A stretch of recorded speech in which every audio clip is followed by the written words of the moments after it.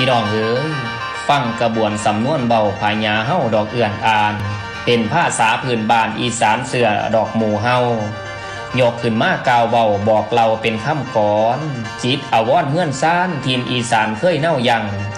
ไก่วังบังมาสู่ต่อนอกการงานจากมานั่นเป็นปีเพื่อห่างมีน้ำเขาบางมีสตางกะทรงบานเฮือนซ่านให้พ่อแม่สิบ่ยอมท้อแท้หวังแต่ให้พ่อแม่สบายแม่นสิทุกยากหายพ้อยภาคนอหน้าดอนบ่ลืมค้อนลืมดงเผาพงดอกพันเสือยังสิเมื่อยามกำอีสานค่ำบ้านเกิดเก่ากราบขึ้นไปกอดเจ้าสองเท่าที่อยู่เฮือนจำใจพัดจากเพื่อนสหายหักนอกเกือกันสายสัมพันธ์บ่บางเบาเสียวเฮ้าบ่ลืมเพื่อนตราบใดเดือนยังใสจ่าสุริยะยังหอนเฮงตราบใดเพ่งพื้นบานเฮ้ายังเอิ่นดอกวาลำตราบใดคำพญาเจ้าเฮ้ายังเอามาสืบต่อยังมากอสืบใบมั่นสิได้หอมปัญญาผู้ฟังเอ๋ยเกิดอยู่ใต้ลมฟ้าอย่ากลัวแดดกับฝนเด้ออย่ากลัวรวยกลัวจนสื่อว่าคนมีจนใดตกวางไข่ได้เงินล้านตกข้าวหมานได้เงินหมื่นตกวางห่าววางซืนมีสุขถูกบ่เกลืออย่าลืมเสือดอกเซนเฮาขั้นแม่นตกวางเสาเหงาถูกนอสับสนให้คอยอดสาทนอย่าสิย้อมดอกทางทายสร้างจุดหมายให้มั่นใดหัวใจอย่าเฝ้าสั่น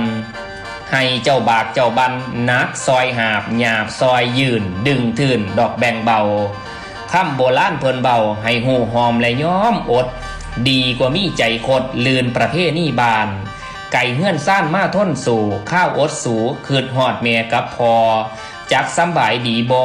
นับมือกายสิแก่เท่าอีกเฮือนเย่าสิเก่าเพห่วงน้ำหลายแท่เด้ห่วงน้ำหลายแท่เด้วงบ้านดอกเสือเผาละเด้อบ้านเก่าหนีไปตายเอาดาบหนานำตาหน่อยดอกหลังลิ้นท่านชีวิตบ่สิ้นสิดินต่อบ่ย่อมอดสูตรระทมลั่นทดสีบ่หมดกำลังดันสารพันพญาเข่าสำนวนเฮาให้สู่ต่อฝากแม่พ่อพี่น้องพ่องพองเพื่อนสหายยาสไปเลือนป่ายลืมหีดโบราณสอนเด้อได้ทุนฮ้อนสมความหวังให้ตาวหลังเมื่อยามบานจานคู่พ่องเป็นคนแต้มสำนวนแก้มได้วาดว่าอย่าลืมนะกินเขาอย่าลืมเงาเผ่าพันธุ์เด้อพ่อแม่เอ๋ยผู้ฟังเอ๋ย